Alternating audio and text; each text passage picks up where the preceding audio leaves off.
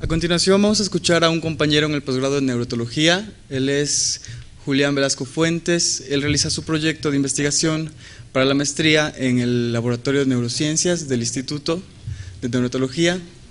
Adelante, Julián.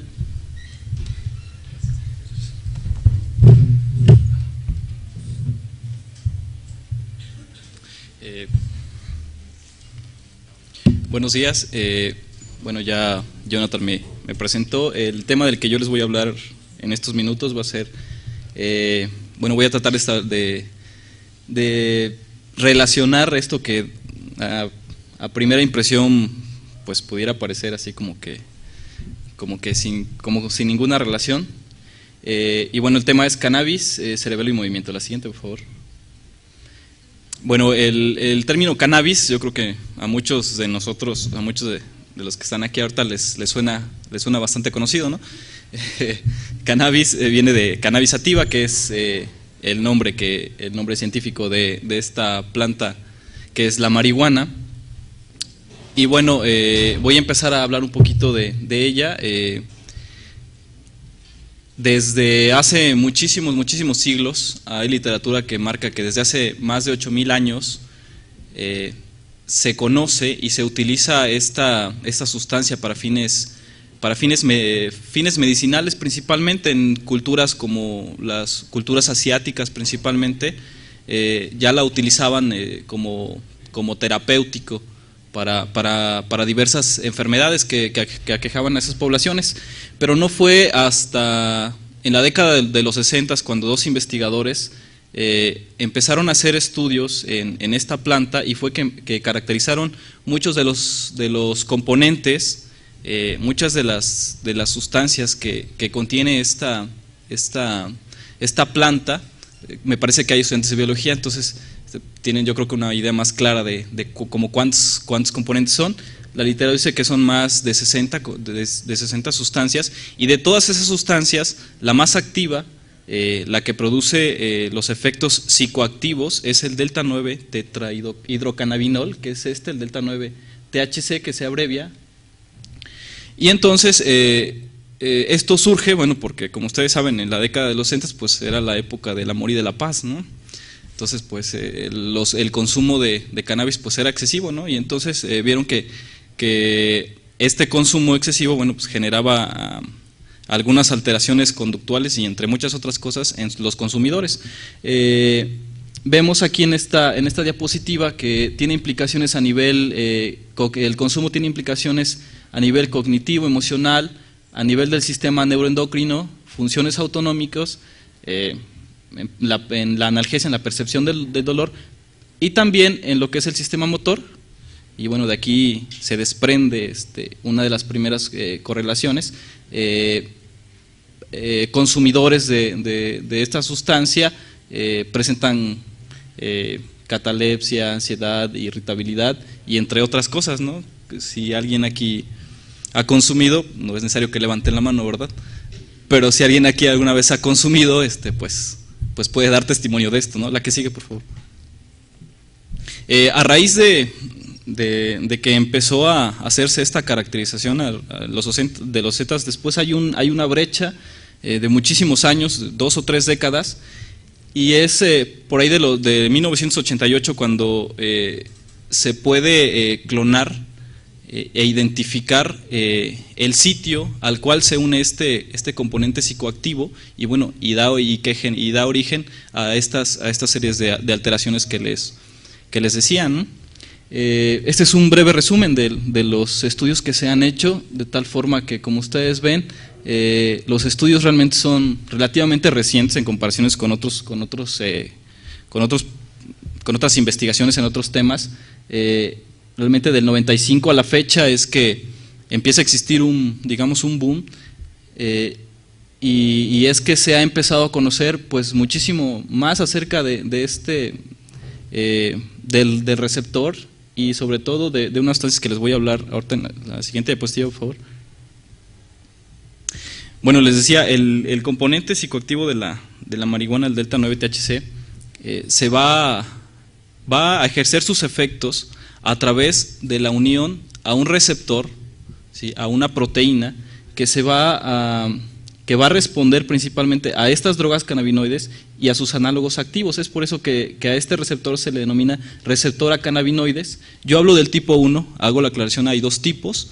El tipo 1 se encuentra en el sistema nervioso central y de un tiempo a la fecha se ha identificado también en el sistema nervioso periférico, y el receptor a cannabinoides tipo 2 se encuentra principalmente en el sistema inmunológico. Y llevan a cabo, bueno, diferentes funciones, ¿no? Pero entonces, el CB1, el receptor a cannabinoides tipo 1, les decía, se va a encontrar en el sistema nervioso y a él se van a unir, como les decía, varias drogas cannabinoides y estos análogos activos. Los análogos activos van a ser la anandamida y el 2-araquidonilglicerol. Ahora, estos dos análogos que se van a unir, estos los produce nuestro propio organismo. Diversos grupos neuronales las producen. Entonces, de cierta forma podríamos decir que a lo mejor estamos así como, no sé, como drogados, ¿no? O sea, como que nuestro propio organismo pues genera una droga, ¿no? Pero la realidad no es esa, ¿no? No tiene, estructuralmente no existe mucha relación entre estos dos cannabinoides endógenos, que se les denomina así porque son producidos por el organismo, y el delta 9 tetrahidrocannabinol. La única, digamos que lo que tienen en común es que se unen al mismo receptor.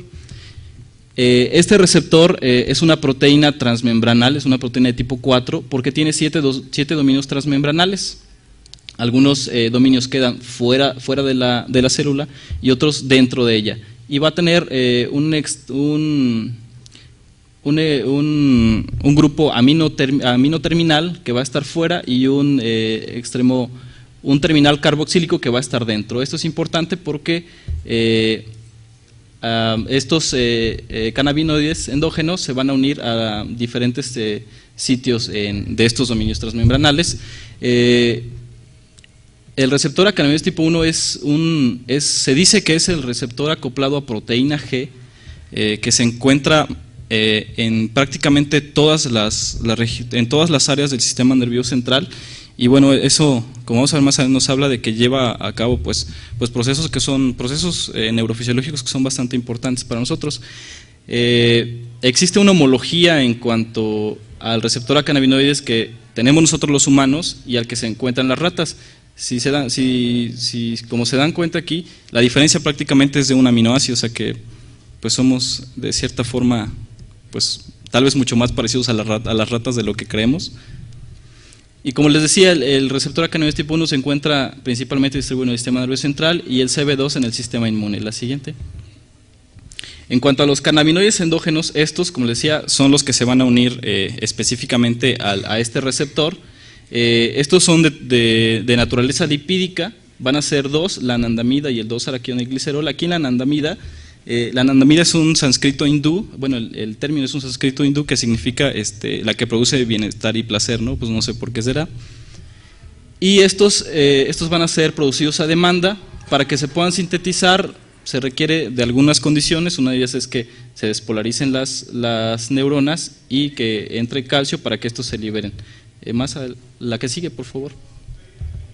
En 1990, este doctor llevó a cabo unos estudios en los que consistieron en, bueno, el procedimiento se llama autorradiografía, que es como tomarle pues una placa radiográfica a los cortes de cerebro de rata y de humano también, y de perro y de mono, utilizando una sustancia que es muy parecida al delta 9 tetrahidrocannabinol para tratar de identificar el sitio, o bueno, el receptor y en dónde estaba localizado, de tal forma que aquí en esta gráfica vemos la comparación que hacen entre la densidad del receptor de la rata, del mono y del humano. Entonces tenemos aquí la sustancia negra, el globo pálido externo, la capa molecular del cerebelo y bueno, diversas estructuras. Aquí lo que me interesa que vean es que, como ustedes pueden ver, estas 4 primeras estructuras tienen una densidad relativamente bastante alta, ¿no?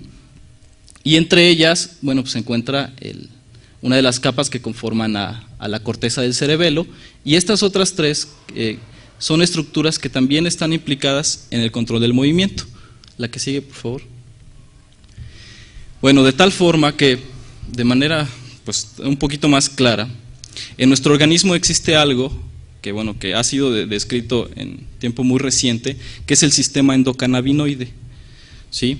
Y es un sistema porque está formado por diversas sustancias, ¿no? Es decir, tenemos un receptor, les comentaba el CB1 y el CB2, o bueno, 2, tenemos ligandos, que son la anandamida y el 2-araquidonilglicerol. Estos ligandos, como les decía, son endógenos, es decir, que nuestras neuronas las producen, y bueno, tenemos ligandos exógenos, ¿no? Como sería el delta-9-tetrahidrocannabinol, el cannabinol, el cannabidiol, etc., y muchas otras sustancias que son constituyentes de la marihuana, ¿no? Tenemos los precursores, es decir, los que dan origen a estos ligandos, que bueno, tienen nombrecitos pues bastante raros, ¿no? Pero estos se van a encontrar aquí, en esto que sería la membrana de las neuronas. Creo que sí, todos nos queda claro que una neurona también es una célula y que tiene una membrana, tiene un citoplasma y tiene un núcleo, ¿verdad? Entonces, y tenemos también las enzimas, todo este grupo de enzimas que se encargan de dar origen, o bueno, de aprovechar estos ácidos grasos, estos precursores que se encuentran aquí en la membrana, de transformarlos en estos ligandos, y a su vez, cuando estos ligandos se separan del receptor, hay un grupo de enzimas también que se encarga otra vez de, digamos, de fraccionarlas, de romperlas, y de que vuelvan otra vez al interior de la célula y que vuelvan otra vez a formar parte de lo que sería la membrana de la neurona. La que sigue, por favor. Ahora, lo importante de esto, este receptor, como veíamos en una diapositiva previa, se encuentra localizado en diversas estructuras muy importantes del sistema nervioso.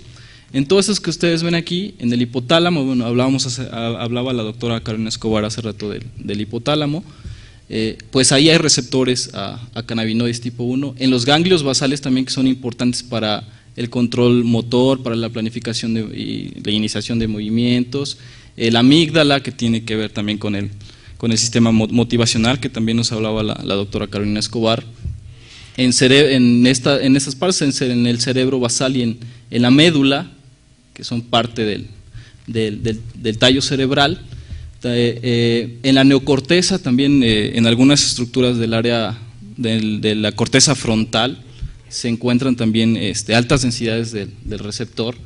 En el hipocampo también, que es muy importante para la memoria y para el hecho de que nosotros podamos aprender. Y pues en el cerebelo, que es parte de lo que yo les vengo a explicar un poquito. La que sigue. Y bueno, perdón, me la regreso un tantito. La localización del receptor explica, nos ayuda a entender pues por qué cuando alguien consume cannabis, pues de repente le cambia la conducta, ¿no? ¿Sí? La que sigue. El cerebelo, esta es una imagen que nos muestra cómo está un cerebelo, y sobre todo, bueno, el grupo de neuronas que lo integran. A diferencia, por ejemplo, del cerebro, es un dato que me parece bastante interesante. El cerebelo, pese a su tamaño, tiene prácticamente el 90% de las neuronas que tiene todo el resto del cerebro, a pesar de que, bueno, el cerebro es muchísimo más grande y el cerebelo más pequeño, pues prácticamente tiene el mismo número de neuronas. Y la distribución, pero los grupos neuronales aquí en la corteza del cerebelo, pues son realmente muy pocas, ¿no? O sea, son 5 grupos neuronales, que son estas, bueno, y se divide la corteza del cerebelo en 3 capas. Una, la capa granular, que es la capa más profunda, después la capa de células de Purkinje, y la más externa, que es la capa molecular. En la capa granular vamos a encontrar a un grupo de células, que son las células granulares, que dan origen al nombre de la capa, y esas tienen una característica muy importante, es que su axón, esta parte que ven ustedes aquí, el axón asciende hacia la capa molecular y después se va a bifurcar, se divide en dos, y a estas dos se les llama fibras paralelas. Ahora, ¿por qué les digo que es importante? Porque el receptor a cannabinoides tipo 1 se encuentra aquí, se encuentra en esas terminales, y estas fibras paralelas hacen sinapsis, se comunican, digamos, interaccionan, por decirlo de alguna forma, con las neuronas de Purkinje, que forman la capa de Purkinje, bueno, más bien con su árbol dendrítico. Es como, no sé, como yo me imaginaba a la célula de Purkinje como, bueno, no sé, alguno de ustedes vio los Globetrotters, no creo, ¿verdad? Pero bueno, había un personaje que tenía los cabellos así, muy esponjados, pues así es más o menos el árbol dendrítico de las neuronas de Purkinje, y ahí hacen sinapsis. Otro de los grupos neuronales que se encuentran aquí en esta capa son las células de Golgi, y bueno, la de Purkinje únicamente está formada por los somas de las neuronas de Purkinje, y la capa molecular que va a estar formada, bueno, aquí se van a encontrar grupos neuronales como son las células estrelladas y las células en cesto, las cuales también van a expresar este receptor. La que sigue. Ahora, ¿por qué es importante el cerebelo? El cerebelo es una estructura que va a estar muy comunicada con prácticamente con muchas de las estructuras de nuestro cuerpo, principalmente con grupos musculares. Van a recibir información de músculos, de tendones, principalmente, los cuales le van a llevar información al cerebelo, y esa información va a ir a través de muchas fibras nerviosas que forman a su vez haces. No voy a entrar en detalle con términos muy neuroanatómicos, pero tienen dos vías de entrada. Una vía de entrada es las fibras paralelas de las que les comentaba, y la otra es unas fibras que provienen de una estructura que se encuentra en el tallo cerebral, que es la oliva inferior, que es aquí, y que esta se le llama fibra trepadora porque lo que hace es así como trepar y enredarse en estas dendritas de la neurona de Purkinje. Ahora, aquí lo trascendental es que esta relación tan estrecha, esta sinapsis, es la forma, a final de cuentas, en la cual le está siendo proporcionada información al cerebelo, y esto lo hacen a través de liberación de sustancias químicas, los llamados neurotransmisores. En este caso tenemos neurotransmisores excitatorios, que va a ser el glutamato, y neurotransmisores inhibitorios, que van a ser el GABA. Y dependiendo de esta liberación, yo lo pongo de ejemplo como un switcheo, ¿no? O sea, por una parte estamos así como que prendiendo y como por otra apagando, ¿no? Y a final de cuentas la neurona de Purkinje es la que tiene que integrar esa información y dar una respuesta, ¿no? Y bueno, la respuesta la va a hacer a través de una sola vía de salida, que va a ser el axón de la neurona de Purkinje. La que sigue. Bueno, este es un esquema bastante complejo, pero miren, la cosa funciona más o menos así. Tenemos una célula de Purkinje, tenemos el árbol dendrítico que veíamos ahí, la que sigue, la anterior, perdón. O sea, esto, nos estamos situando aquí, digamos aquí, en esta zona, la que sigue. Este sería el aspecto así molecular. La célula de Purkinje va a liberar al cannabinoide endógeno. Este se va a unir al receptor a cannabinoides tipo 1, que va a estar en la fibra paralela, y lo que va a hacer es que va a desencadenar una serie de eventos. Una de ellas es que va a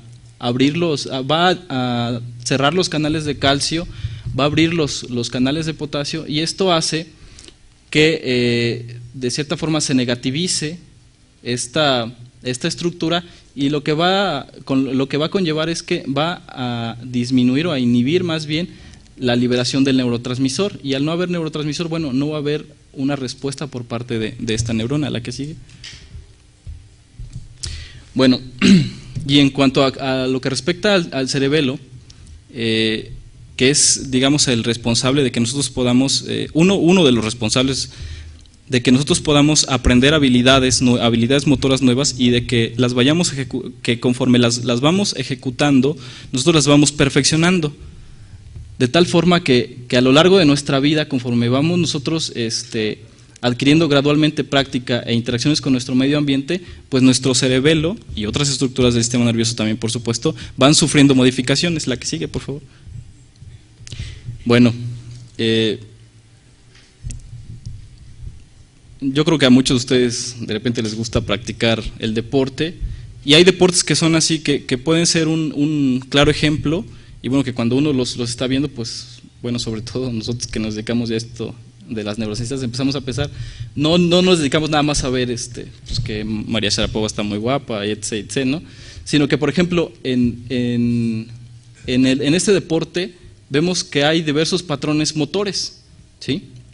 De tal forma que, por muy sencillo que parezca, tiene que existir una sincronización así casi perfecta para medir la distancia a la que viene, por ejemplo, la pelota de tenis, la fuerza con la que la va a recibir y la va a golpear, y la posición de todos estos músculos, ¿no? Y de muchas de esas funciones se encarga el cerebelo. La que sigue. Para aprender movimientos así muy finos y muy precisos, igual el cerebelo es importantísimo, ¿no? Hay estudios en los que a través de métodos de imagenología, hace rato explicaban el de la resonancia magnética, por ejemplo, para ver cuando un sujeto empieza a aprender una serie de patrones motores sencillos, como por ejemplo el movimiento de los dedos, se hace un escaneo a nivel cerebral y se ve qué estructuras son las que se activan, y una de las que se activa así, pero muchísimo, tiene mucha actividad, es el cerebelo. La que sigue. La que sigue. Y bueno, como no podemos tomar, por ejemplo, a un jugador así como Ronaldinho o algún deportista famoso para decirle, oye, pues me prestas tu cerebelo y lo estudiamos, lo hacemos en cortes y lo estudiamos, pues entonces tenemos que recurrir a modelos experimentales, y uno de ellos es la conducta sexual, de la que se nos hablaba ayer, y brevemente son 3 patrones: monta, intromisión y eyaculación. Aquí lo relevante de este modelo es que, por ejemplo, los movimientos pélvicos son ejecutados así a una misma velocidad, así súper rapidísima. Y esta conducta sexual va siendo aprendida conforme al macho se le va exponiendo con la hembra, de tal forma que al principio, cuando apenas está aprendiendo, prácticamente ejecuta puras montas y las hace muy mal, ¿no? O sea, va a montar y, por ejemplo, se cae, ¿no? Y cosas así. De tal forma que después de un tiempo que se le va sometiendo a más sesiones de entrenamiento, pues las ratas prácticamente llegan y montan hacia la perfección y se hacen súper expertas, y bueno, se dice que son expertas sexualmente, ¿no? O sea, empiezan a ejecutar conforme van practicando cada vez muchísimo mejor esa conducta, esa serie de movimientos. La que sigue. Y entonces lo que yo hago así brevemente es que entreno a estos animales a que aprendan la conducta sexual, y en cada una de las sesiones yo voy sacrificando a una rata. Aquí, por ejemplo, es como los pollitos, empiezo con 6 y de los 6 ya nada más me quedan 5, después 4, después 3, después 2 y después 1, y lo sacrifico. La que sigue. Y lo que yo hago es esto en el laboratorio. Después de que someto a una rata a la conducta, a que ejecute la conducta sexual, lo que hago es perfundirla, que es introducirle una serie de soluciones vía transcardial a la rata, para garantizar que el tejido, que el cerebelo que yo voy a utilizar, pues pueda resistirme todo el procesamiento que yo le voy a hacer. Aquí en esta parte, esto es un criostato, entonces yo aquí coloco mi tejido, lo congelo y lo empiezo a cortar aquí. Aquí hay una navaja, acá tiene una manija en donde esta estructura va subiendo y va bajando, saco cortes que están aquí, y estos los proceso para hacer inmunistoquímicas. La que sigue.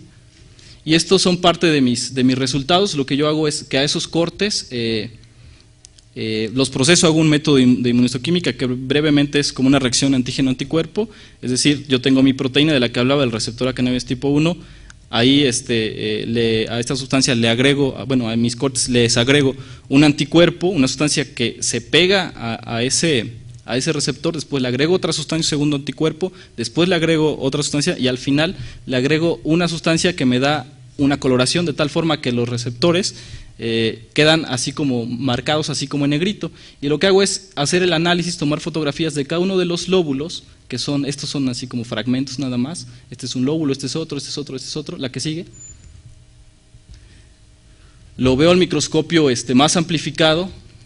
Aquí lo que observamos es, ustedes ven puntos más negros, ¿sí? Como por ejemplo estos puntitos aquí, aquí hay otros puntitos, aquí hay otros, aquí también hay otros, ¿sí?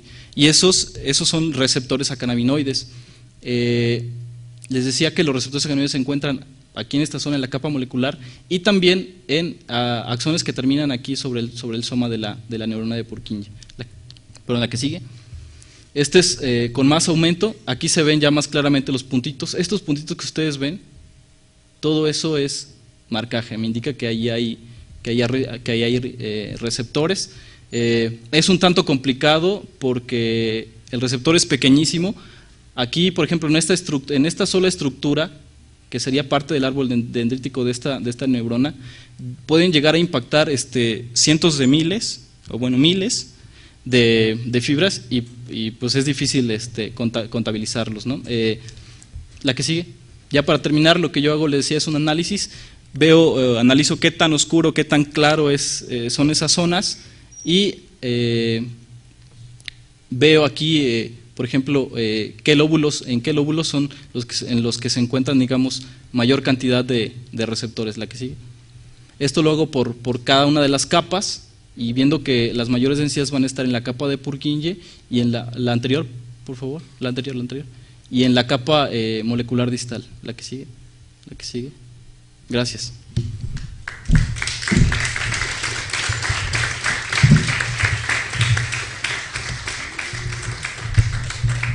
Ok, para pegarnos al programa y por cuestiones de tiempo, si alguien tiene una pregunta o una duda, con todo gusto puede acercarse a Julián para que se la responda. Y a continuación vamos a escuchar a otro alumno de maestría. Él es Aníbal Tobar Castro, trabaja bajo la dirección del maestro Cava. Para quienes tuvieron el gusto de escuchar la plática, una de las pláticas anteriores, nos va a seguir hablando acerca de ritmos circadianos. Adelante, Aníbal.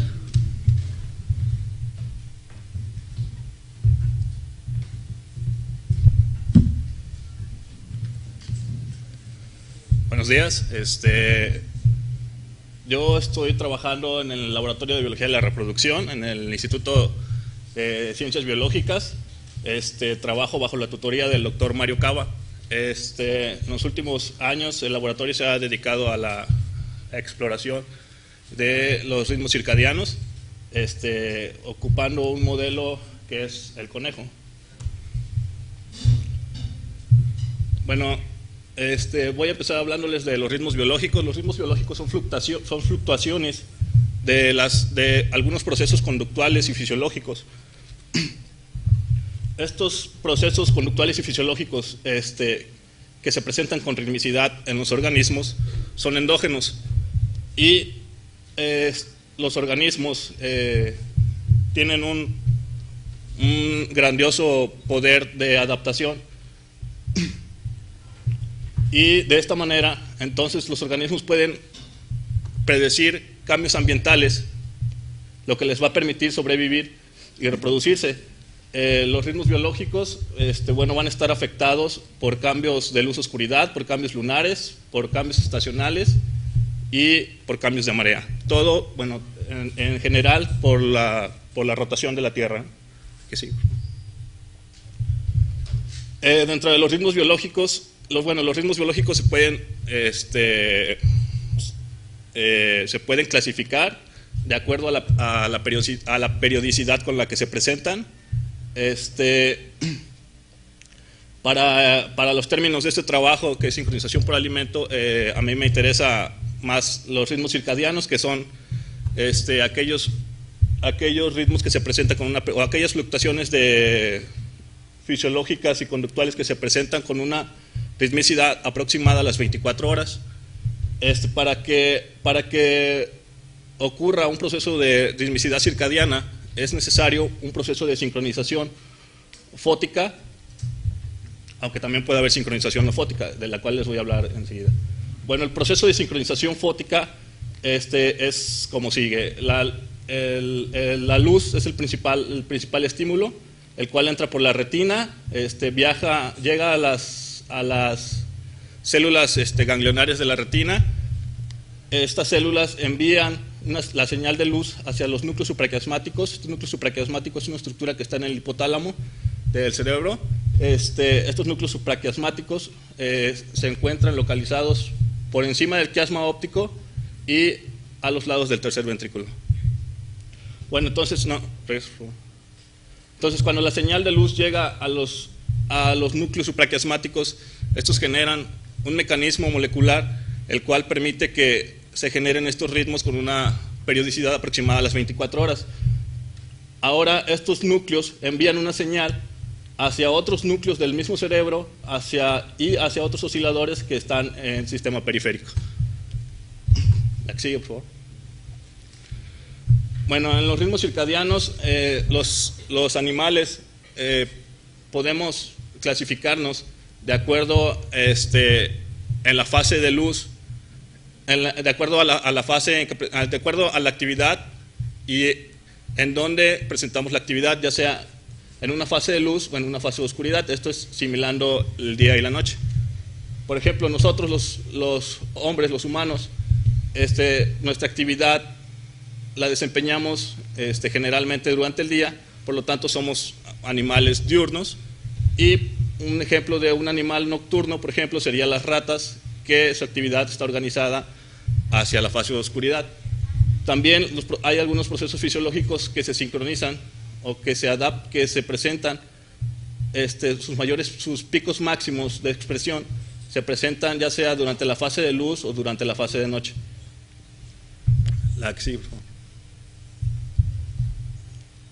¿Cuál es el mecanismo molecular de estos ritmos circadianos? Bueno,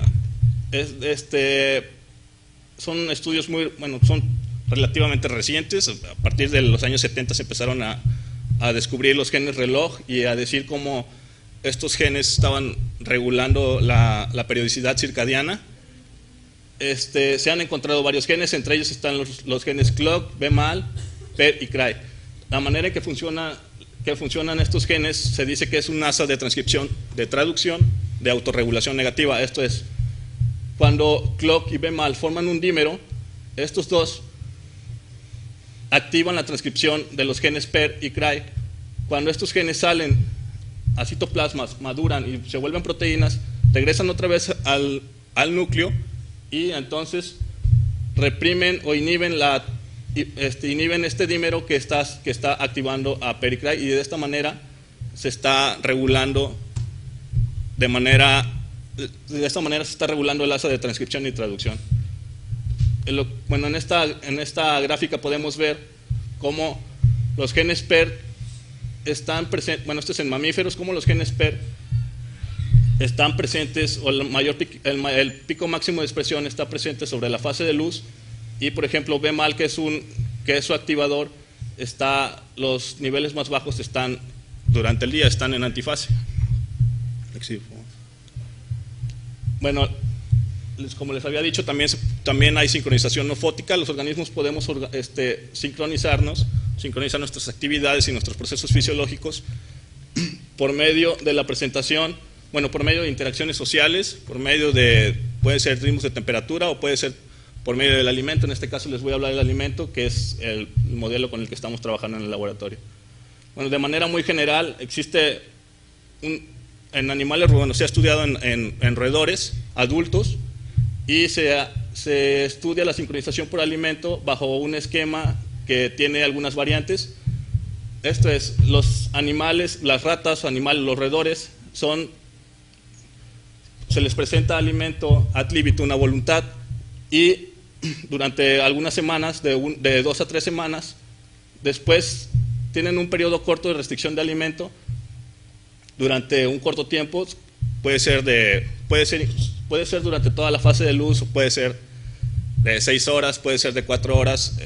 Ahora generalmente se hace únicamente de 2 horas para observar drásticamente un cambio en su actividad. Después sigue otro periodo de ad libitum y después un periodo de ayuno. Bueno, lo que quise representar aquí en este esquema es cómo los roedores que son nocturnos cuando se les restringe a un periodo de alimento, cuando se les restringe al alimento durante una fase del día, su actividad la organizan alrededor de la presentación del alimento. Y aquí se presenta un fenómeno que se le llama actividad anticipatoria del alimento. Y que esta actividad anticipatoria del alimento, la que sigue por favor, esta actividad anticipatoria del alimento se ve expresada por un aumento en la actividad locomotora que se organiza alrededor de la hora de alimentación o antes de la hora en que se presenta el alimento, un aumento de la temperatura que se presenta alrededor de la hora de alimentación y aumentos, por ejemplo, como de corticosterona que se aumenta también, que sus niveles se aumentan también alrededor de la hora de alimentación, justo antes de la hora en que se presenta el alimento. Sí. Bueno, se sabe que hay sincronización fótica y que la sincronización fótica está dada o se lleva a cabo por medio del núcleo supraquiasmático hacia algunos otros efectores. Esto ya está totalmente demostrado. Sin embargo, la sincronización no fótica o sincronización por alimento aún no se sabe si es el núcleo supraquiasmático o qué otra estructura puede estar modulando estos ritmos circadianos en los organismos. Sigue, por favor. Bueno, antes de esto quiero decirles que se han ocupado estrategias de destrucción de núcleos, por ejemplo, destrucción del núcleo supraquiasmático, destrucción del núcleo dorsomedial, destrucción del núcleo paraventricular, de corteza prefrontal, del núcleo parabraquial. Se han destruido varios núcleos y se ha obtenido, bueno, no se ha obtenido un claro patrón, porque al poner los animales bajo un esquema de restricción al alimento, la actividad anticipatoria que podría estar siendo modulada por cualquiera de esos núcleos que son destruidos, se sigue presentando. Bueno, ahora el conejo, bueno, nosotros trabajamos con conejos. El conejo neonato es un modelo muy bonito de sincronización por alimento, es un modelo natural de alimentación, ya que estos conejos comen, bueno, la conducta de lactancia es la coneja se presenta una vez cada 24 horas para amamantar a sus críos. Este tiempo de amamantamiento dura de 3 a 5 minutos, es un tiempo muy corto. Y la hembra no, bueno, por ejemplo aquí en estos actogramas podemos ver, las flechas indican la hora en que una madre libremente llegaba a alimentar a sus críos. Este es un actograma de actividad y bueno, lo que podemos ver es que cuando la madre llegaba una vez cada 24 horas, no sé, cada día, cada línea horizontal representa un día, las flechas representan la llegada de la madre. Entonces, la madre llegaba en este día, en el día 1, se presentaba hasta el día 2, 3, 4, 5 y así sucesivamente. Y podemos observar que los conejos tienen una actividad anticipatoria también al alimento parecida a la que se observa cuando los roedores adultos son puestos bajo un esquema de restricción al alimento. ¿Qué se puede hacer? Bueno, esto es de manera natural, la sincronización por alimento. Lo que en laboratorio podemos controlar, ya sea la fase de luz, como lo hizo aquí Gilje, puede controlar la fase de luz, puede controlar el horario de alimentación, permitiendo la llegada de la madre o la entrada de la madre para amamantar a sus críos una sola vez cada 24 horas y a una misma hora cada día. La que sigue, por favor. Bueno, entonces, en el modelo natural de sincronización por alimento de los críos de conejo, pues podemos observar que hay el patrón de actividad locomotora parecido a lo que se observa con los roedores adultos y también un aumento de la temperatura corporal antes de la llegada del alimento. Aquí esta línea vertical indica la hora en que las conejas llegaban a darles de mamar a sus críos. Y estos picos, es un pico que se presentó antes de la llegada del alimento. Fue un día y este es un día sucesivo. ¿Qué sigue, por favor? Bueno, entonces nuestro trabajo, la hipótesis fue que el núcleo supraquiasmático de cría de conejo iba a presentar variaciones circadianas de la proteína PER1 asociadas al ciclo de amamantamiento. Esta proteína PER1 es una de las proteínas reloj que se expresan y que controlan también, o que están también involucradas en el control de los ritmos circadianos. Bueno, los objetivos para este trabajo fue determinar la actividad anticipatoria del alimento de los críos de conejo, determinar si la fase de expresión de la proteína PER1 en el núcleo supraquiasmático de críos de conejo de 7 días de edad estaba o no estaba sincronizada al horario de alimentación, y determinar si hay una expresión rítmica de PER1 en otras estructuras hipotalámicas.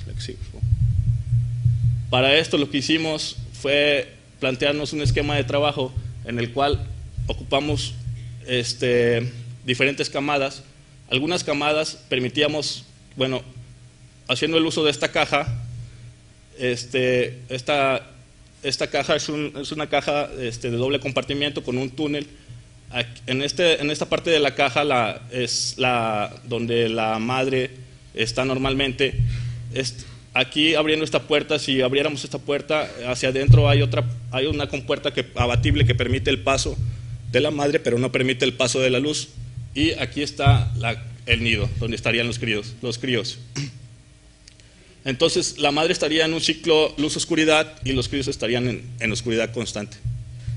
Bueno, entonces para esto lo que hicimos fue permitir que la madre alimentara a sus críos únicamente a las 10 de la mañana, todos los días hasta el día 7, y hasta el día 7 posparto, y otro grupo en que la madre alimentara a sus críos únicamente a las 2 de la mañana. Esto es desde el día 0 hasta el día 7 posparto. Una vez en el día 7 posparto, una vez que se cumplieron los 7 días posparto, empezamos a muestrear animales y tomamos muestras cada 4 horas, cada 4 horas para cumplir todo un ciclo. Después, esos cerebros fueron crioprotegidos, se hicieron secciones coronales en un crióstato, se realizó una inmunohistoquímica contra PER1 y contra FOS, y después se realizó un análisis microscópico y un conteo. Bueno, estos son actogramas de doble ploteo. Aquí se representa la fase de oscuridad, la fase de la luz, la fase de oscuridad y la fase de la luz otra vez. Esta barra indica la fase de luz-oscuridad en la que estuvo la madre. Sin embargo, los críos estuvieron en oscuridad constante. Estos actogramas de actividad locomotora son para la actividad registrada por los críos. Bueno, en estos actogramas podemos ver esta línea gris vertical, indica la hora en que la madre alimentaba a sus críos, aquí a las 2 de la mañana y aquí a las 10 de la mañana. Podemos observar que en el día 0 la actividad de los críos no tiene una organización clara. Sin embargo, a partir del día 5 podemos observar cómo la actividad de los críos se organiza 2 a 3 horas antes de la llegada de la alimentación. Podemos observar en el día 6, otra vez, el día 7, se ve todavía mejor.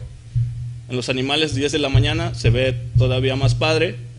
Los animales ya en el día 5 ya organizaron su actividad locomotora anticipándose a la llegada de la madre para que los alimentara.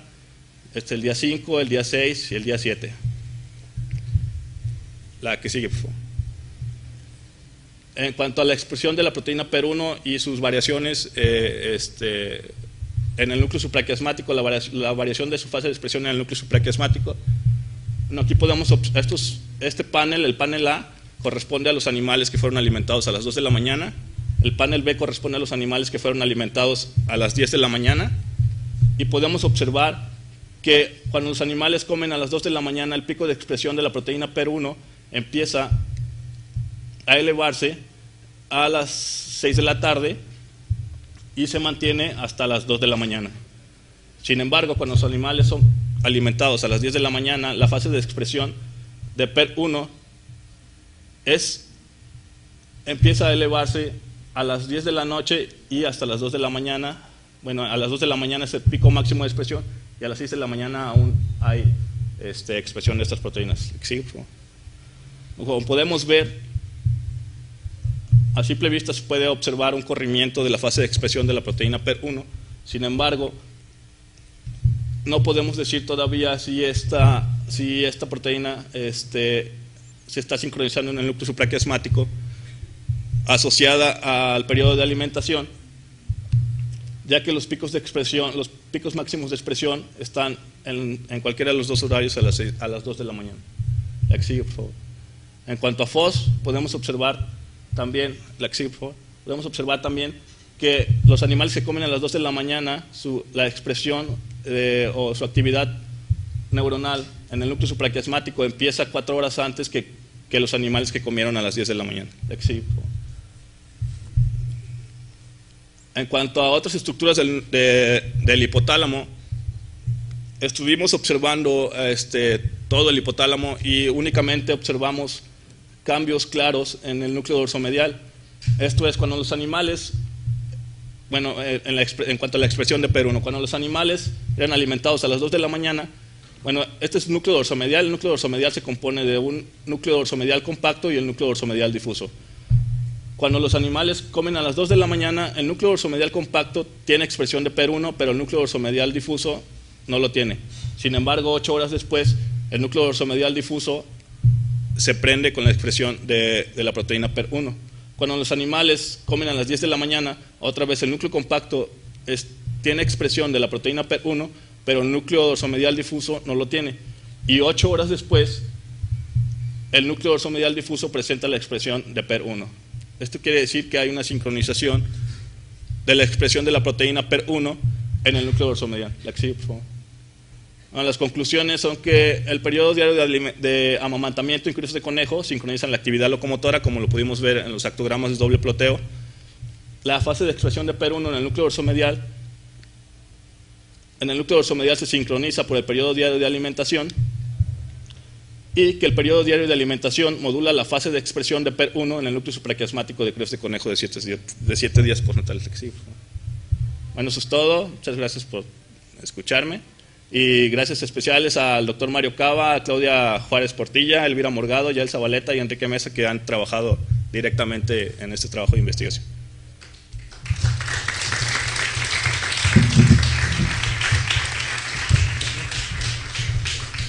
Tenemos tiempo para preguntas, si alguien desea hacer una pregunta. ¿No?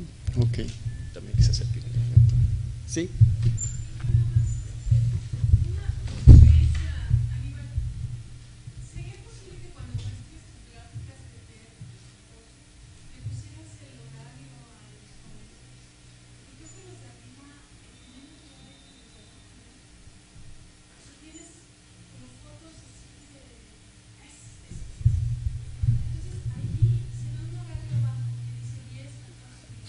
Ajá.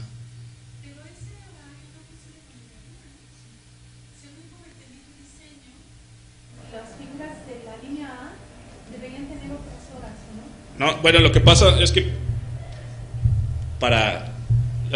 es que si ponía, por ejemplo, aquí la barra de oscuridad corresponde al tiempo circadiano, ¿no? Y la barra de luz oscuridad corresponde al tiempo de Saint-Gilbert time.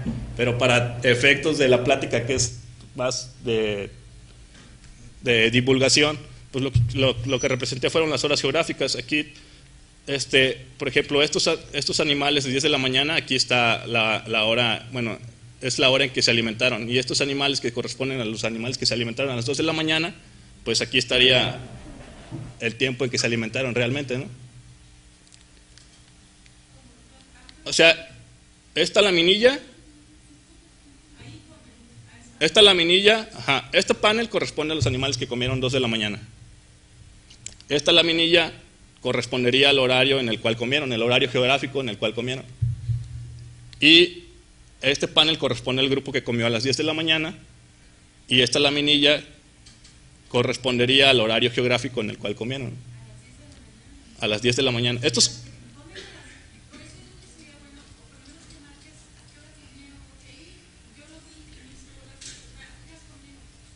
ajá. Ajá. Sí. También. No, cuando comen no. Tiene el pico en la noche. Sí. Entonces, no, el pico no está asociado con la hora que comen, sino con la noche. ¿Sí? Sí, bueno, sí. En algunas baterías no está de acuerdo. Sí, sí, sí. En realidad, En realidad la expresión de la proteína PER1 en el núcleo supraquiasmático al parecer no se está sincronizando por alimento. Se está modulando la expresión porque hay un pequeño corrimiento y hay un número menor en células inmunoreactivas a PER. Pero sincronización por alimento, pues no, podemos ver que los dos picos de expresión, ya sea que coman a las 2 de la mañana o 10 de la mañana, la expresión sigue estando, el pico máximo de expresión sigue estando en el horario. Una sugerencia que en algún lado indiques con una flechita o algo, este animal aquí comió. Ah, ok. Y este aquí comió. Ah, sí. Gracias.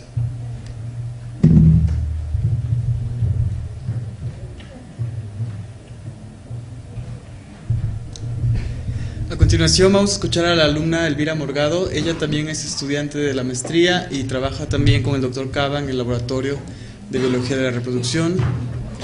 Adelante, Elvira. Buenos días.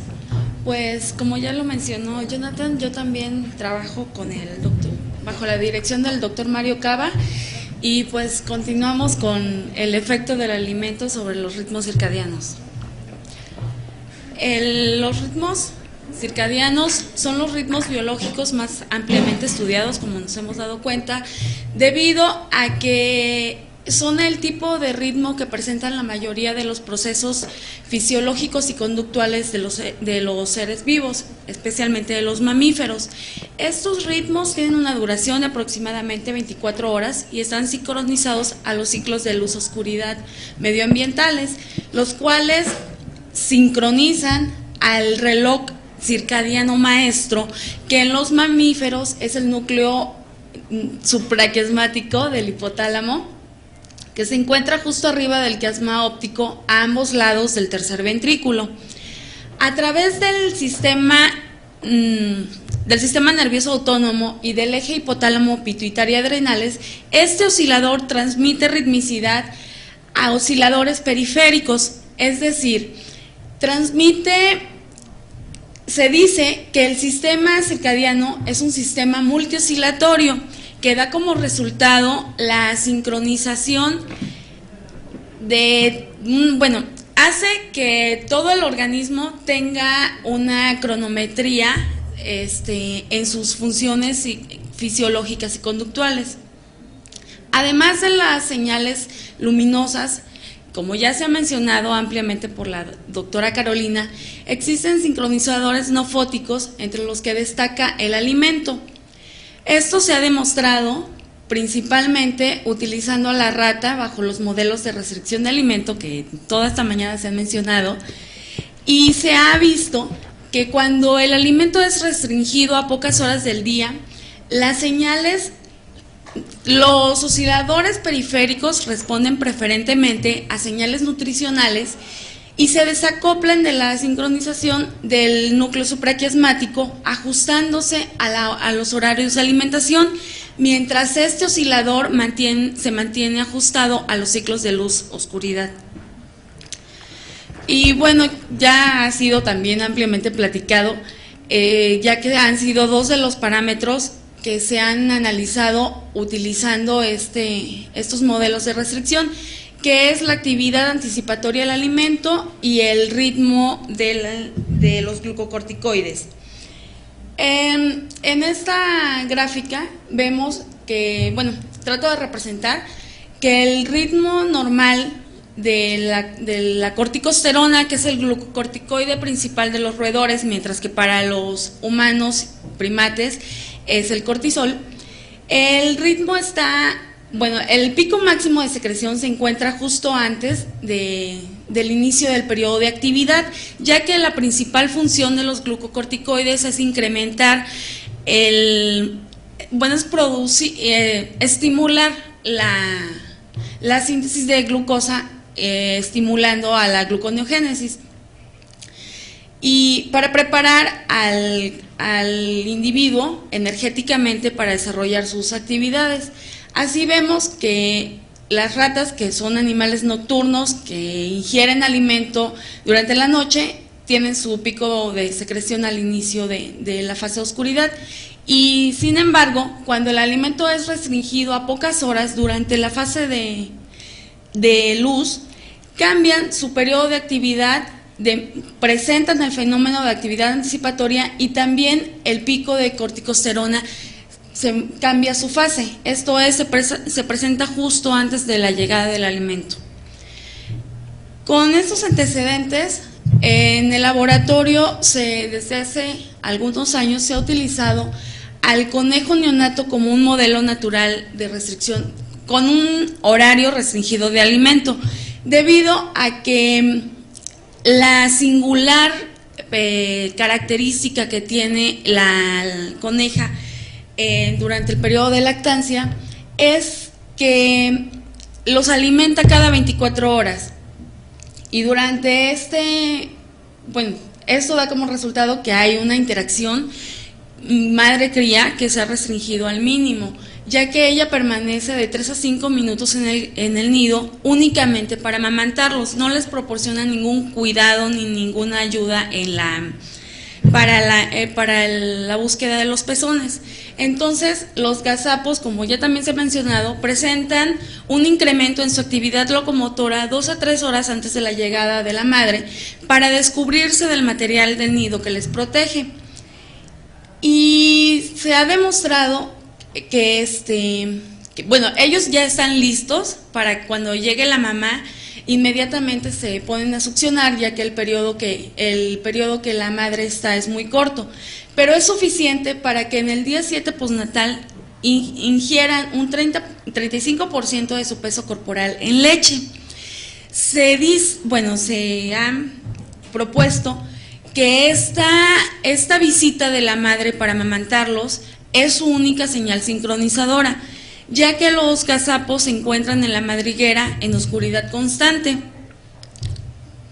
Por ello, en el laboratorio se ha diseñado las cajas de registro que ya se las presentó Aníbal y el doctor, de registro de actividad locomotora, en el que se pueda tener a la madre con sus críos en un modelo seminatural, es decir, la madre se encuentra en ciclo luz-oscuridad, mientras los gazapos permanecen en oscuridad constante, y se les establece un ritmo, una hora de alimentación, es decir, para este caso fue a las 10 de la mañana la hora en la que se le permitía el acceso de la madre a los gazapos para amamantarlos, y vemos que desde el día 5 y bien establecido en el día 7,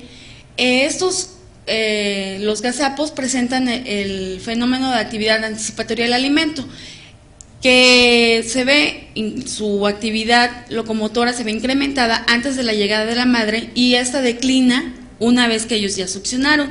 Sin embargo, cuando se restringe una visita de la madre, representado por esta flecha, los animales mantienen esta actividad por un periodo más prolongado, pero vuelve a declinar para permanecer nuevamente quiescentes, que es como normalmente están, y al siguiente día vuelven a presentar este incremento en su actividad. Aquí dejamos dos periodos de lactancia suprimidos.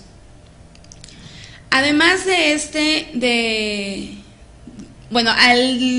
ya se tenía en la literatura, se tenía establecido que estos gazapos presentan este patrón de conducta, y surgió la pregunta de que si también de cómo estaba su ritmo de glucocorticoides, si es que los gazapos tenían secreción de glucocorticoides, ya que los neonatos de roedores se encuentran del día 1 al 14 postnatales, se encuentran en un periodo en el que su eje hipotálamo pituitaria adrenales es quiescente, es decir, no tienen secreción de estos glucocorticoides. A este periodo se le llama periodo hiporresponsivo al estrés.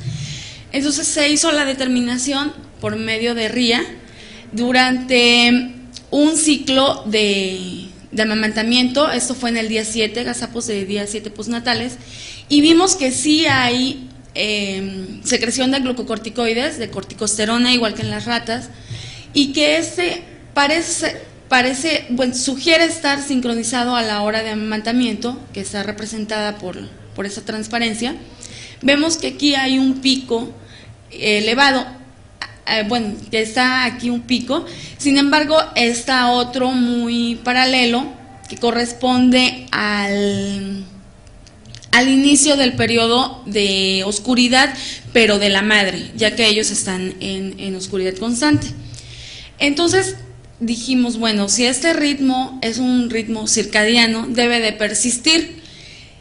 Y para demostrar la persistencia de este ritmo, suprimimos dos sesiones de amamantamiento, y se hizo igual la determinación cada 4 horas de corticosterona, y vemos que sí, efectivamente este ritmo persiste, permanecen los picos elevados cercanos a la hora de la succión, que pertenecerían a la hora de la succión, que es aquí. Pero este ritmo, esta secreción elevada no se mantiene,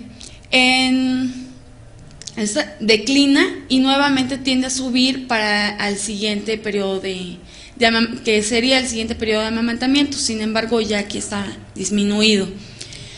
La grelina es otra hormona que en los últimos años ha sido muy estudiada. Es otra hormona relacionada con la ingesta de alimento. Es una hormona secretada en el fundus del duodeno del estómago, y es una señal periférica que estimula la ingesta de alimento. Se ha demostrado en muchos estudios que esta tiene un incremento preprandial, es decir, su máxima secreción se encuentra antes de la ingesta de alimento. Pero también se ha estudiado que la composición nutricional del alimento tiene influencia sobre la liberación. Esto se ha visto al alimentar a individuos, tanto ratas como humanos, con dietas ricas en lípidos, y se ve que no únicamente la grelina tiene un incremento preprandial, sino también presenta un pico postprandial, es decir, después de la ingesta de alimento. Cosa que no ocurre cuando la dieta es rica en carbohidratos. Esto, cuando es rica en carbohidratos, solo presenta el pico preprandial. También se ha visto que las concentraciones de grelina se mantienen incrementadas en ayuno. Se ha postulado que es como una señal de que el individuo tiene hambre constantemente porque no ha ingerido alimento.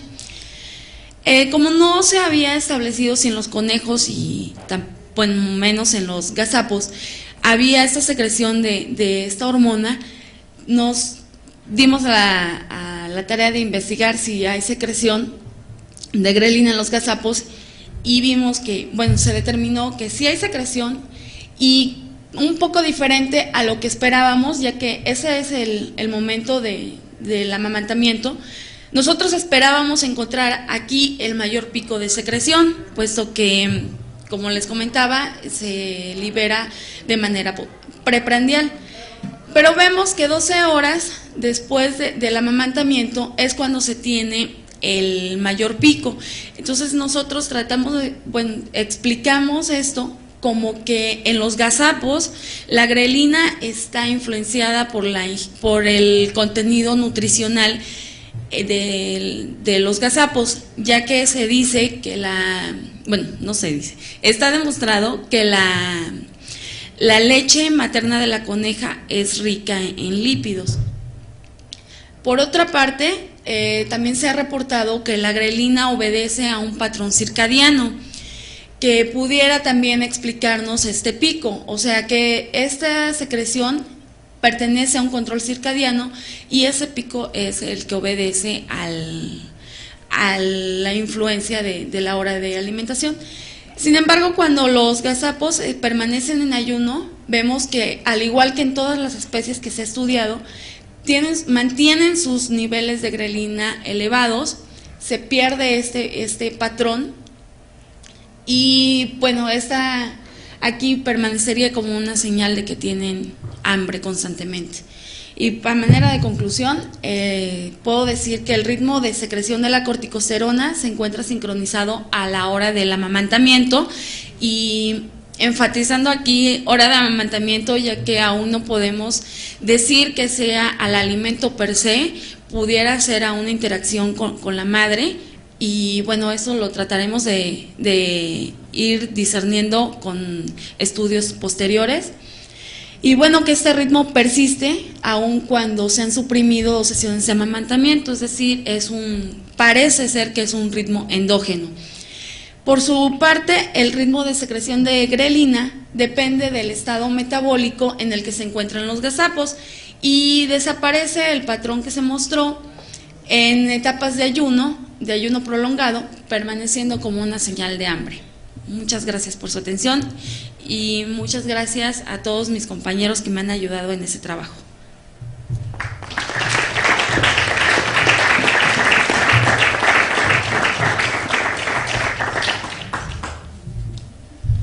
¿Alguna pregunta? ¿O quedó todo entendido perfectamente? Ok, bueno. Muchas gracias, Elvira. Entonces vamos a pasar a nuestro siguiente trabajo, que está a cargo de otro compañero de estudiante de la maestría. Él es Carlos Corona López, que nos va a presentar su ponencia que se titula Concentración de metales pesados en hembras de iguana negra y su efecto en la tasa de reproducción. Adelante, Carlos.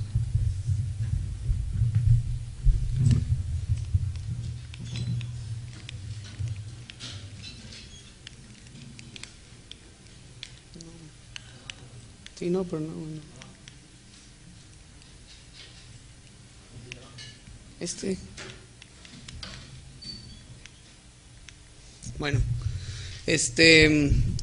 Bueno, ya creo que no hace falta presentarme nuevamente. El trabajo que les vengo a presentar es también parte de mi tesis de maestría, es concentración de metales pesados en hembras de iguana negra, Ctenosaura cantura, y su efecto sobre la tasa de reproducción. Así es. Bueno, en la actualidad, debido al acelerado desarrollo de la industria y debido también al incesante crecimiento de la población, los metales pesados se han convertido en una de las problemáticas más graves y nocivas en los últimos años. Se ha documentado que las principales fuentes de estos metales son las actividades industriales, agrícolas, mineras, así como la incineración de la basura doméstica, quema de combustible, entre otras fuentes. Por ello es que una gran cantidad de recursos naturales se han visto fuertemente afectados y se han incluso vuelto algunos de ellos ya como recursos inutilizables, no solamente para uso del hombre, ¿no?, sino además para aprovechamiento también de lo que es la fauna silvestre en general. Se dice que la introducción de estos elementos químicos en el ambiente tiene una afectación adversa sobre lo que es el sistema reproductivo y endócrino de la fauna y del ser humano, siendo además estos efectos de cierta manera irreversibles ya dentro de un organismo, persistentes dentro de su vida, y además provocando ya una reducción en lo que es el potencial reproductivo de las especies de vida silvestre. Siguiente. Schock en el 90 propuso una clasificación sobre los metales pesados de acuerdo a lo que es su grado de toxicidad, considerando como metales tóxicos mayores los que son el oxano, el arsénico, el berilio, el cadmio, el cromo, el plomo y el mercurio, algunos de los cuales están considerados para este estudio. Dentro de los metales esenciales, pero no por ello dejan de ser potencialmente tóxicos, están el cobalto, el cobre, el fierro, el manganeso, el molibdeno, el selenio y el zinc. Los tóxicos menores, bueno, ahí los pueden observar, que no están realmente considerados para este estudio, y los metales tóxicos utilizados en terapia médica son aluminio, bismuto, galio, oro, litio y platino. Bueno, algunos de los ejemplos o algunos de los trabajos que se han realizado con metales pesados dentro del grupo de los reptiles se han enfocado principalmente al grupo de las tortugas y a lo que es los lagartos. Eso está principalmente enfocado a estos animales debido a sus hábitos, porque son animales que dependen, realmente todos los organismos dependemos del agua, ¿no? pero está muy relacionado con los hábitos porque las tortugas pasan mucho mayor tiempo dentro del agua que en lo que es en el suelo, ¿no? Al igual que los lagartos requieren mucho de cuerpos de agua para alimentarse, cortejar, incluso reproducirse. Entonces, por ello es que esos estudios han inclinado mucho a estos dos grupos de los reptiles.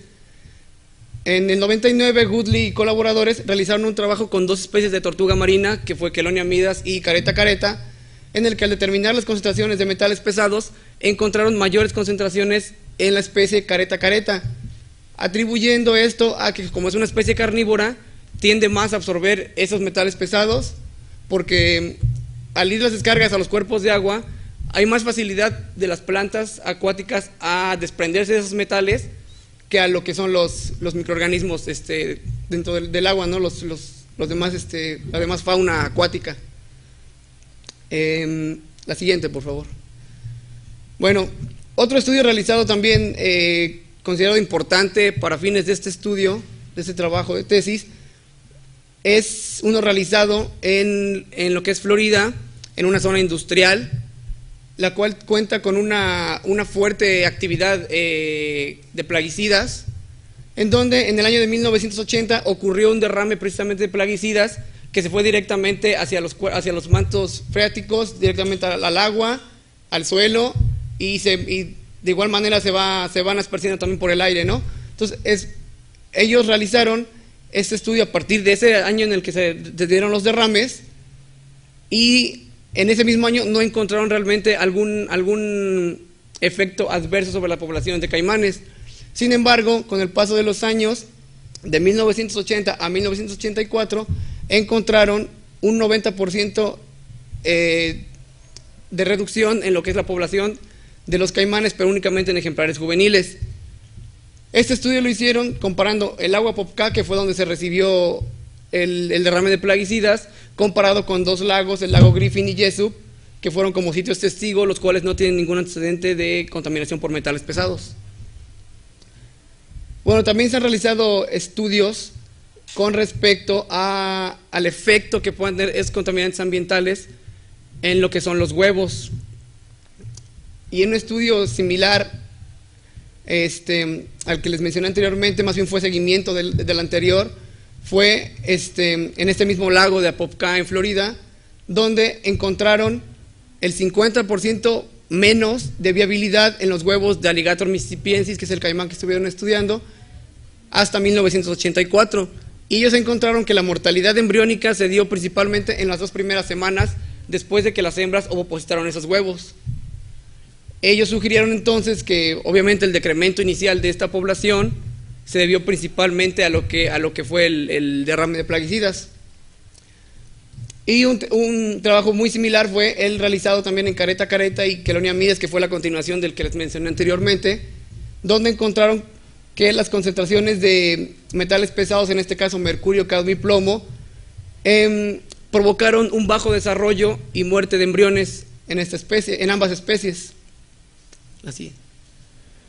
Bueno, ahora mencionando un poco más sobre lo que es mi trabajo, con base en estos antecedentes nos preguntamos si los metales pesados realmente están afectando la tasa reproductiva en Tenosaura acanthura en la ciudad de Coatzacoalcos. ¿Por qué Coatzacoalcos? Es bien sabido que esa ciudad, su principal fuente de ingreso económico está basada en lo que es la industria petrolera.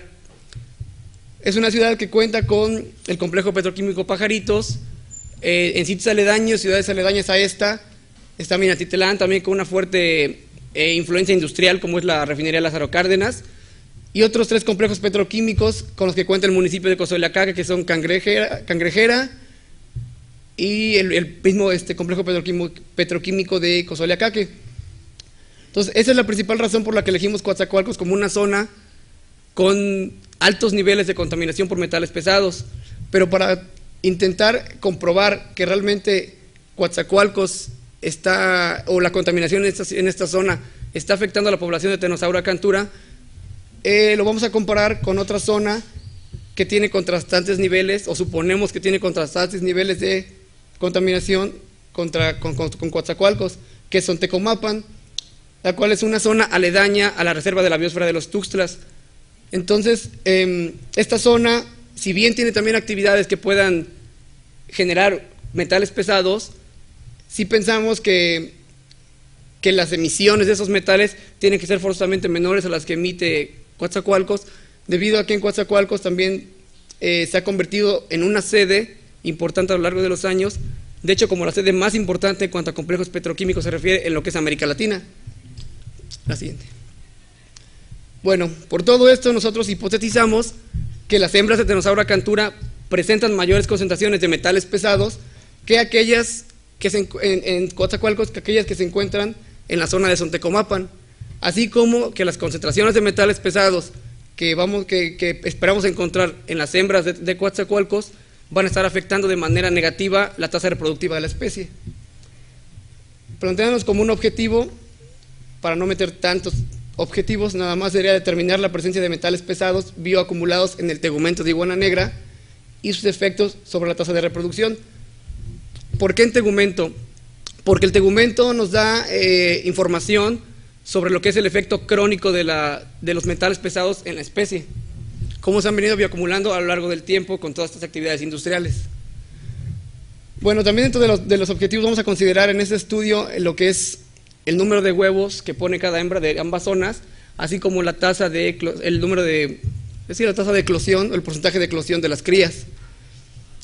Bueno, aquí les voy a comentar un poco sobre la especie para que la conozcan a grandes rasgos.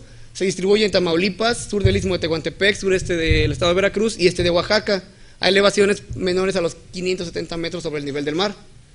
Presenta un dimorfismo sexual, es una hembra, a diferencia del macho. El macho presenta una cresta muchísimo más pronunciada, la cual se utiliza para cortejo, y unos músculos en el cuello para hacerlo ver un poco más robusto, más grande, ¿no? Y sea más llamativo para la hembra. Se ha documentado que la madurez sexual alcanza al segundo año de vida y su periodo reproductivo abarca de noviembre a mayo, considerando como periodo reproductivo desde lo que es el cortejo hasta lo que es la ovoposición de huevos. En cuanto a su alimentación, son herbívoras, pero también consumen materia animal, aunque algunos estudios han revelado que más bien son especies carnívoras con cierta tendencia hacia la herbivoría. La siguiente. Bueno, en cuanto a la metodología, está dividida en dos fases, la fase de campo y la fase de laboratorio. La fase de campo consistió primero en elaborar el encierro. Se construyó con lámina galvanizada en la zona de Coatzacoalcos, en un terreno privado. Las longitudes de este encierro fueron de 9 metros de largo por 1.80 metros de alto y de ancho, y 1.5 metros de altura. Fue acondicionado en su interior con una capa de 60 centímetros de arena, acondicionado con escombros, con troncos, y de esta manera quedó acondicionado como un área de oposición para las iguanas. El encierro fue dividido en dos partes. Dentro de uno de los departamentos se colocaron las iguanas de la zona de Coatzacoalcos y dentro del otro fueron las zonas de Zontecomapan. En cuanto a la búsqueda y colecta de individuos, se hicieron recorridos en lancha y a pie por los márgenes del río Coatzacoalcos y río Calzadas, en zonas principalmente de manglar y algunas zonas de pastizal y vegetación ya secundaria, ¿no? Y en Zontecomapan se hicieron también a los márgenes de lo que es el complejo lagunar de Zontecomapan, lo que es la barra, ya un lugar cerca del mar, y también cerca de pastizales y lugares perturbados, porque es una especie que está muy acostumbrada y gusta mucho de sitios más perturbados que zonas de vegetación primaria, ¿no? Bueno, cada individuo colectado fue medido, pesado y marcado con unos anillos de plástico, como se ve en la imagen de la derecha hasta abajo, para ser identificado y poder tener el datos que bueno, ya presentaré un poquito más adelante, que el por qué fueron marcadas, ¿no? Bueno, esas hembras fueron confinadas dentro del encierro durante los meses de marzo y abril, que fueron las fechas de colecta. Y a mediados, en la segunda semana de abril empezaron a ovopositar. Se realizó lo que es la búsqueda y extracción de los huevos. Las iguanas eran vigiladas de cierta manera o observadas en horarios diurnos, en el horario en el que se presentara mayor actividad, que era más o menos entre las 8 y 9 de la mañana hasta las 5 o 6 de la tarde. Esto con la finalidad de identificar qué hembra ponía en qué sitio, porque en ocasiones esos animales, donde ven que rasca una hembra y va a opositar, van y se meten para ahorrar esa energía de rascar en otro sitio, y entonces sacan a la hembra, o se puede confundir qué hembra puso en dónde, ¿no? Entonces la finalidad era identificar exactamente el nido de qué hembra es para hacer una relación entre el número de huevos con el tamaño de la hembra. Y así como también con la concentración de metales pesados de cada hembra, ¿no? Bueno, lo que fue el acomodo y el cuidado de los huevos, se utilizaron cajas de poliuretano, en las que en su interior se colocó una capa más o menos de 3 a 4 centímetros de arena cernida entre el 20 y el 40% de humedad. Los huevos eran extraídos del nido, colocados justamente como se encontraban, sin menearlos, para evitar que el contenido se desprendiera del cascarón y se perdiera ese individuo. Y luego fueron cubiertos con arena un poquito más seca y colocados en un cuarto de incubación a una temperatura de entre los 29 y 32 grados centígrados y a un porcentaje de humedad de 65 a 75%. Así. Bueno, esa es la hembra de allá, es como luce una hembra grávida, una hembra con huevos, y la imagen de acá muestra cómo luce una hembra después de haber opositado. En cuanto a la fase de laboratorio, los análisis de metales pesados se están realizando en el Laboratorio de Toxicología de la Facultad de Veterinaria y Zootecnia, en la Ciudad de México, en la UNAM, cuyo responsable es el doctor René Rosiles. Lo que se hizo fue tomar un fragmento de cola de cada iguana, calculando que tenga un peso aproximado de 2 a 4 gramos, para que el espectrofotómetro al momento de obtener la muestra pudiera detectar las concentraciones. Esta muestra, cuando se llevó al laboratorio, el siguiente paso fue separar lo que es el tegumento o la piel de lo que es el músculo, y la piel entonces se puso a secar dentro de una estufa en un tiempo aproximado de 12 horas, para posteriormente realizar lo que es la digestión. El proceso de la digestión, la finalidad es tratar de eliminar todo lo que es la materia orgánica de la muestra, para que no sesgue al momento de correr los análisis, no nos salga por ahí algún otro metal que no querramos realmente determinar, ¿no? Y posteriormente, ya teniendo la muestra digerida, un proceso que dura aproximadamente de 8 a 9 horas, se realizó lo que es el análisis de los metales pesados. Bueno, les muestro aquí algunos resultados, los manejo como preliminares, porque desafortunadamente no pude presentar todos debido a que el laboratorio de veterinaria ahorita está en un proceso de remodelación. Entonces solo pudimos calcular lo que es el zinc, el arsénico, y por eso me olvidó meter lo que es el mercurio. Pero podemos ver que ahí aparentemente hay diferencias entre las concentraciones de las iguanas de Coatzacoalcos con Sontecomapan en ambos metales. Sin embargo, la siguiente. Sin embargo, ya un análisis de varianza nos muestra que realmente no hay diferencias significativas entre lo que son las concentraciones de arsénico y zinc de las iguanas de Coatzacoalcos con las iguanas de Sontecomapan. Sería muy aventurado decir que afirmar cosas o sacar conclusiones de si realmente esas concentraciones están o no afectando a la especie, ¿no? Debido todavía a una carencia de datos.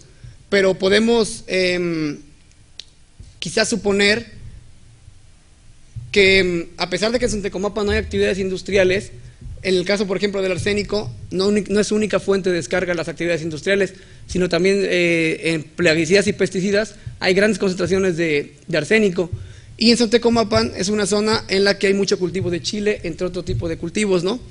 Y la gente utiliza realmente, es muy común que utilicen ese tipo de sustancias, ¿no? Los pesticidas.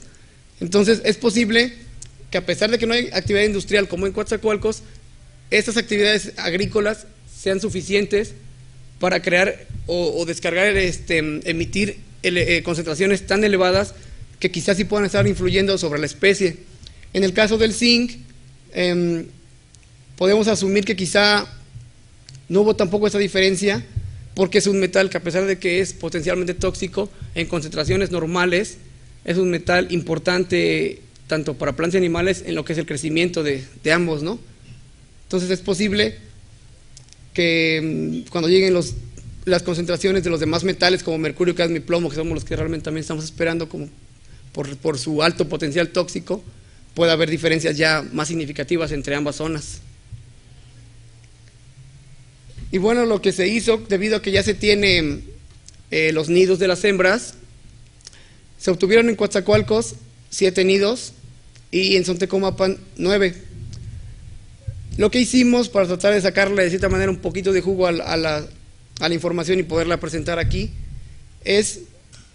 hay referencias, o en la literatura se ha documentado que existe una relación muy fuerte entre lo que es el número de huevos, en el caso de las iguanas, con la talla del animal. Es decir, entre más grande sea el animal, el número de huevos que va a poner va a ser mayor. Nosotros que encontramos que en promedio las hembras de Coatzacoalcos son un poco más chicas, miden en promedio 255 milímetros y ponen en promedio el 24.85 huevos, más o menos. Y las hembras de Sontecomapan son un poco más grandes, 258 milímetros, no hay mucha diferencia, pero en promedio ponen más huevos. Sin embargo, al hacer un análisis de correlación, al calcular el coeficiente de correlación, encontramos que las iguanas de Coatzacoalcos no cumplen del todo con este requisito, ¿no?, de entre más grandes poner más huevos, porque lo que nos dice el coeficiente de correlación de 0.4 es que realmente podemos encontrar iguanas grandes en Coatzacoalcos que pongan un menor número de huevos que iguanas más chicas dentro de la misma ciudad de Coatzacoalcos, cosa que se contradice con lo que son las iguanas de Sontecomapan, que sí encontramos una fuerte correlación entre el número de huevos con el tamaño de las hembras. Entonces, siguiente. Eso es todo lo que les puedo presentar por ahora. Quiero agradecer a todas las personas también que han estado involucradas en este proyecto, a mi director Jorge Morales y colegas de ahí del parque que han colaborado con sus consejos y con su colaboración en campo.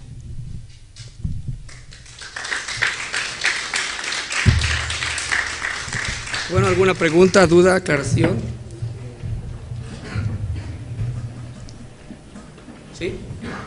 A mí me gustaría, a ver si puedes detallar un poquito sobre el número de hembras que capturaron por cada uno de los sitios. Ajá. Me pareció que no lo presentaste. El número de hembras que tuviste en cada encierro. Y otra duda que tenía era si estos sitios de captura de cada individuo varió conforme los recorridos que hacían en las lanchas o algo así, supongo, ¿no? Porque eso puede tener algún impacto en la posible concentración de metales pesados de acuerdo a la localidad donde capturaste cada individuo, ¿no? Eso también se tendrá que considerar. Y la última pregunta era, me confundió un poco lo de la historia de la colecta de los huevos dentro de cada uno de los encierros, porque si al final de donde iban a identificar la concentración de metales pesados era de los tegumentos de las hembras, entonces ¿para qué toda la historia de los huevos? Porque queremos ver si los metales... Bueno, le contesto la primera era sobre el número de hembras. Sí. Bueno, en Coatzacoalcos colectamos un total de 11 hembras, de las cuales únicamente, 9, perdón, de las cuales únicamente 7 eran grávidas, que son los 7 nidos que presento ahí. En el caso de Sontecomapan, colectamos 11 hembras, de las cuales nada más 9 estaban grávidas, también eran hembras grávidas. Bueno, ese dato es importante porque tienes tu N más o menos balanceada. Ajá. Okay. Y la segunda de los... Con respecto a las colectas, en la zona de Coatzacoalcos se buscó realizar las colectas en sitios donde se presentaran actividades que pudieran emitir metales pesados al ambiente. En las orillas, como lo mencioné, en los márgenes del río Calzadas y Coatzacoalcos hay fuerte actividad pesquera, utilizan mucha lancha de motor, la de remos prácticamente ya la olvidaron. Además de que el complejo Pajaritos tiene en la parte de atrás de su terreno hay una laguna que se conecta con estos ríos y van y desembocan al mar. Entonces realmente las colectas se hicieron cerca de estas zonas donde lo ubicamos una fuerte actividad industrial. Otras iguanas también de Coatzacoalcos fueron colectadas en sitios donde hay basureros y donde la gente regularmente realiza lo que es la incineración de la basura doméstica. Una sugerencia, Ajá.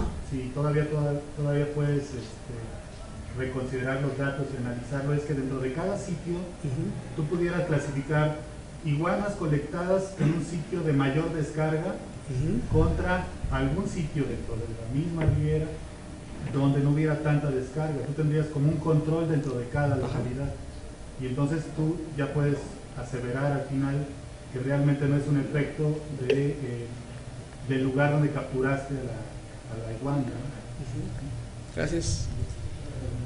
Y la tercera. La tercera era la de la historia de los huevos, que muy bonito, y las clasificabas acá y allá, pero que al final de donde evaluaron fue lo de los tegumentos de las hembras, ¿no? Lo que pasa es que, estamos esperando la eclosión de los huevos. Pero de eso no tienes datos en este momento. No, todavía no, porque vamos a tomar la concentración de los huevos no eclosionados y de los cascarones, vamos a tomar muestras de los cascarones de los que sí hayan eclosionado, para ver también si existe alguna diferencia entre los que no eclosionaron con los que sí. Gracias. ¿Alguna otra?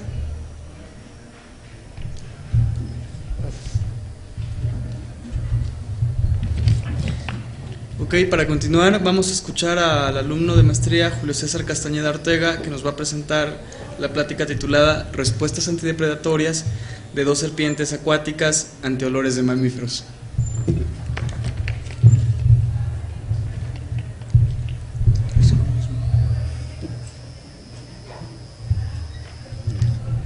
Bueno, buenas tardes. Bueno, como ya les comentaron, les voy a hablar sobre una parte de mi proyecto de tesis, el cual está titulado Respuestas antidepredatorias de 2 serpientes acuáticas ante olores de mamíferos. Sí, la siguiente, por favor. Bueno, la depredación es uno de los principales riesgos para la supervivencia de las especies. Debido a esto es muy importante para ellas que presenten la habilidad de detectar y reconocer a sus potenciales depredadores, ya que esto les va a servir para, ya sea evitar el encuentro con estos, o de no ser posible, presentar una correcta estrategia defensiva que aumente sus posibilidades de supervivencia entre estos efectos, ¿no?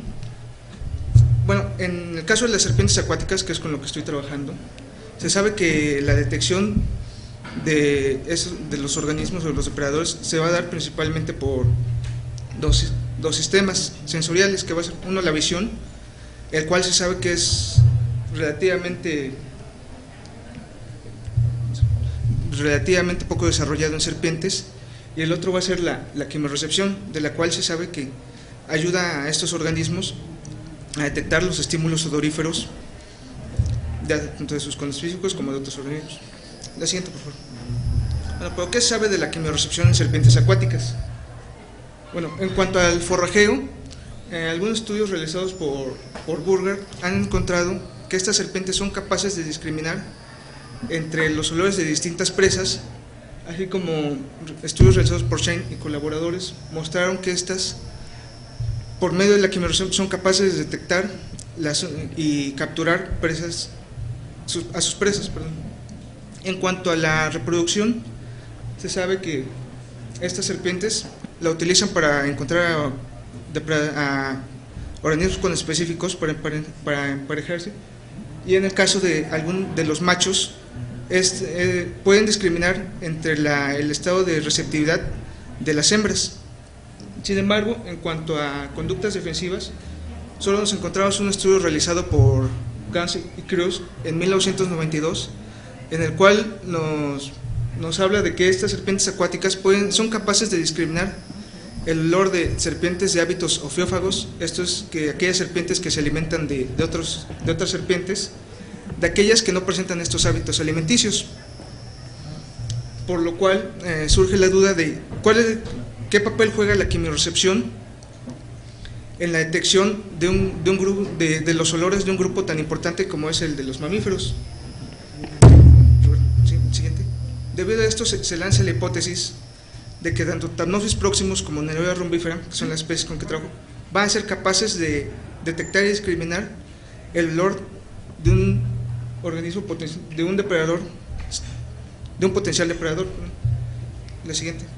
El objetivo de este trabajo fue determinar si estas serpientes son capaces de diferenciar entre el olor de un potencial depredador a un organismo no depredador. La siguiente, por favor. Para la realización de este estudio, como ya dije, se utilizaron 2 serpientes, las cuales van a presentar ciertas características por las cuales las elegimos. El caso que fue Thamnophis proximus y Nereida rumbifera, las cuales presentan una distribución simpátrica a lo largo de las costas del Golfo de México. Simpátrico es que comparten su área de distribución durante toda esta área. Sin embargo, van a presentar algunas diferencias entre ellas, como puede ser que en el caso de Thamnophis proximus, estas serpientes de hábitos principalmente diurnos, y se va a caracterizar por habitar en las orillas de los ríos, mientras que en el caso de Nerodia rumbífera, esta va a presentar cambios en su actividad dependiendo de las diferentes épocas del año, va a ser diurna o nocturna, y esta va a tener una preferencia por habitar en las zonas más profundas de los lagos, de los ríos y los pantanos. La siguiente, por favor.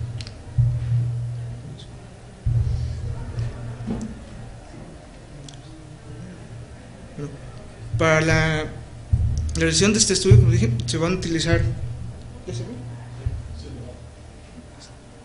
¿Cuál?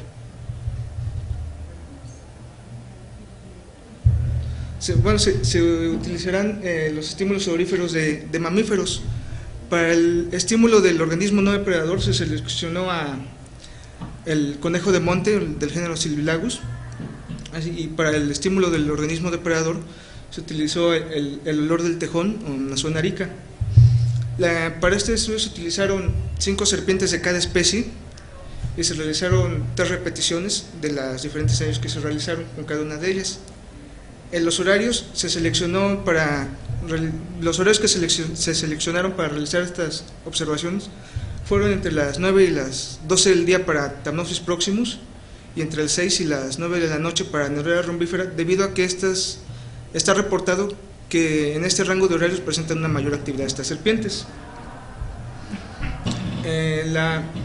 Cada observación tuvo una duración de 30 minutos. Y bueno, fueron, como les dije, 3 observaciones, una de ellas utilizando el olor del organismo no depredador, en la otra se utilizó al organismo depredador y se realizó un control en el cual solo se inoculó el terrario de investigación con agua destilada. Sí, le das el siguiente, por favor.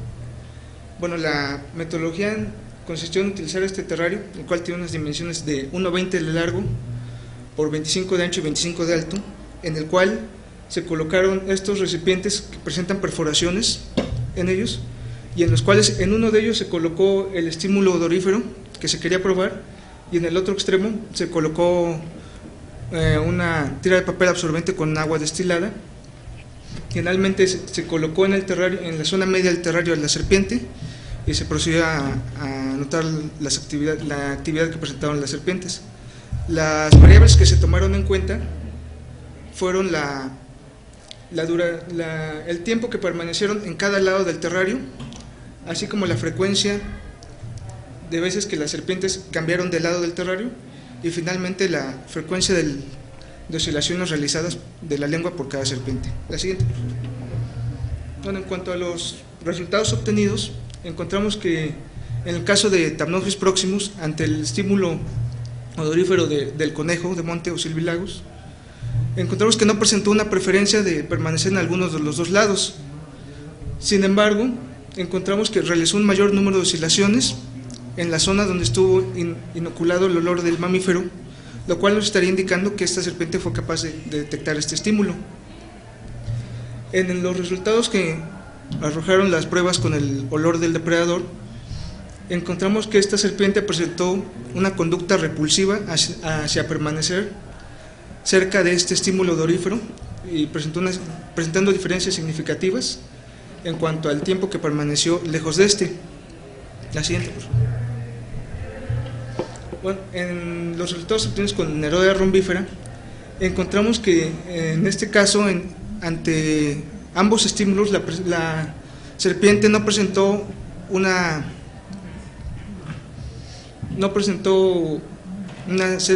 selectividad de alguno de los lados, se mantuvo activa en ambos extremos, en ambos lados del terrario.